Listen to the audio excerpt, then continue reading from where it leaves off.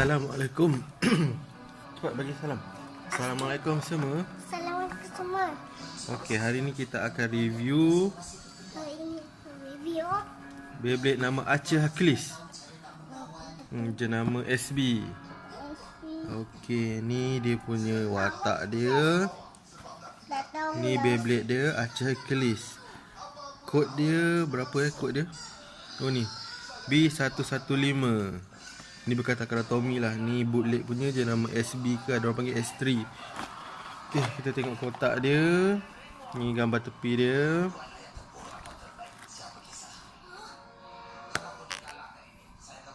Ni gambar tepi sebelah sini. Beyblade ni jenis stamina Dia bukan attack lah, dia lebih kepada stamina. Okey, kita tengok dia punya detail. Layer dia AH Archer Hercules. Disc dia nombor 13 lah. Lepas tu dia punya driver ET Eternal. ET tu untuk Eternal lah. So ni dia punya gimmick. Dia punya macam anak panah ni, atas bawah ni boleh turun naik. Okey, kita tengok dalam dia ada apa. Kau nak tengok dalam dia ada apa tak? Okey, buka kotak dia. Dapat apa Alamak, ada ni. Awak ambil gunting. Ambil gunting kejap.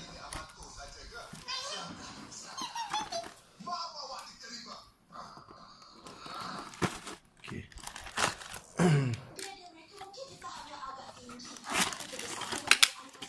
Okey, grip dia. Okey, kita dapat launcher biasa. Ni tali dia. Ni warna hitam putih lah. So ni dia punya Beyblade dia. Kita buka. Wow, cantik tak? Cantik. Okey. Ni Archer Hercules. Okey. Macam muka singa kan? Ni gimmick yang saya cakap tu. Ada boleh. Kalau dia berpusing, dia langgar orang. Kepung. Dush. Ini belakang dia. Ni layer dia, layer Archer Hercules. Muka singa. Ni ada macam anak panah atas bawah. Okay, ni disc dia. Tadi dia kata nombor 13. Mana nombor 13 dia? Tak ada tulis pun. Tapi dia cakap 13 lah tadi. Cuma tak ada tulis. Ni layer, ni disc dia. So kita tengok dia punya driver. Okay, ni driver Eternal. So sebab bawah dia macam ni lah, saya rasa dia stamina, sesuai untuk stamina. So dia bukan jenis attack lah, lebih kepada stamina lah, defend lah. Tak defend lah, dia kata dia ni stamina kan. Okay, so kita pasang. Okey, yang tadi tu dah pasang. Okey, ni.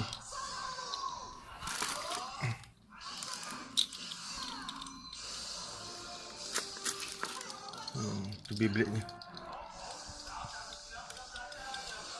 Tengok ni.